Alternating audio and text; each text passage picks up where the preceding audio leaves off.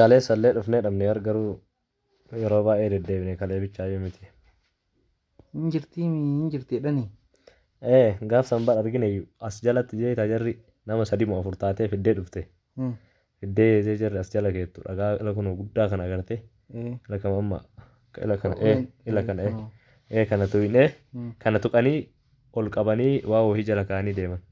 Yeroo san dhokannee yaane ta'e nafuu sodaannee yoo nu argite nu dhiiftu jennee tini.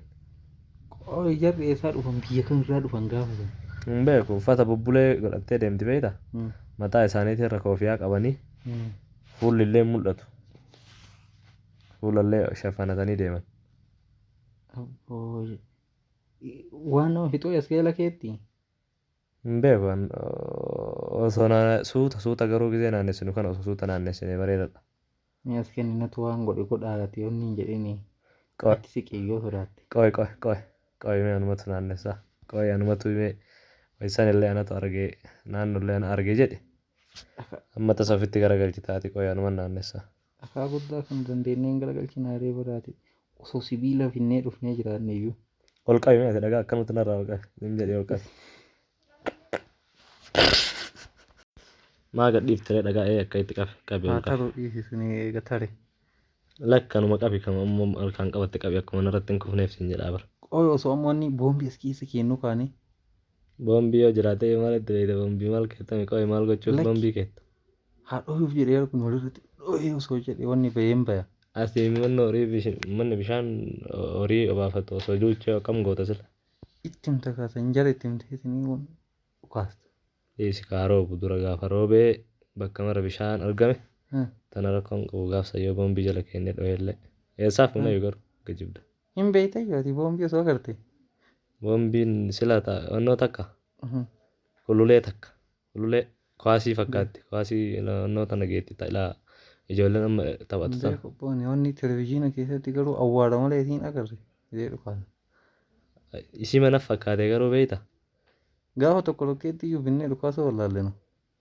Rokkeettiin bara. Ol qoymi asiin naa qabi kottu nama naa qabi. Waa jala naa kaa'ime. Qoy jala sii kaa.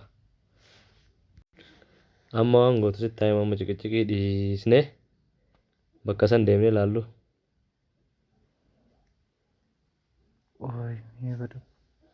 Wanni lubbuu qabu hoo siilan galuu sila. Wanni lubbuu qabu waan gallee yoo xiqqaate raammuun mixiillee taatuma jirti. As jala bara osolee fa'a galaa deebi'ee qeerransuyyuu galala kun bakka akkanaa tan agartaa miila osoo xiqqishuma achi ol seennee mataan ol jedhe. Yookaan waan akkasii arguu danda'a bara of eeggannoon sochootu nurra jiraata iyyuu. Amma achi ilaalan wantoota itti mul'atu didee. Asii immoo maaltu mul'ata keessa achi ol fagaatee jira laala keessa agarte. Keessa kana magaluun oolan galu. Maarree. Inni shishii wayiitu hin jirti agarte. Tun ta'a osoleetu ta'a waan akkanaa buusaara hoolaa Wanni hoolaan fakkaattu illee garuu shishii akka hoolaa buusti malee.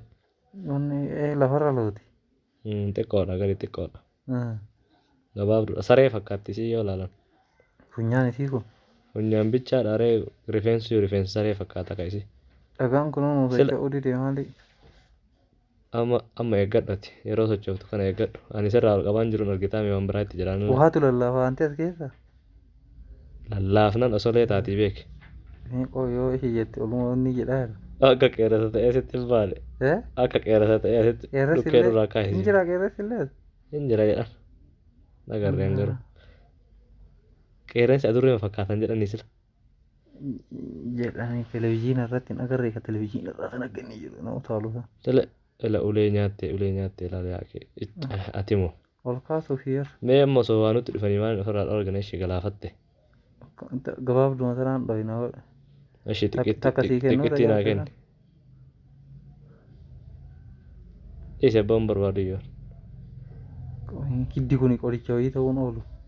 Qoricha maal? Akka tokko dhayaante ka budaa ta'uun oolu. Ulee gabaabduu tanaan mataa kee addaan siyaasa qal'ina. Teettee bar teettee mee mannummaan teessuma inni maal laalta? Maal kuni gadi looyaan jiru akkam goona sila dhafaan namaan ka'u.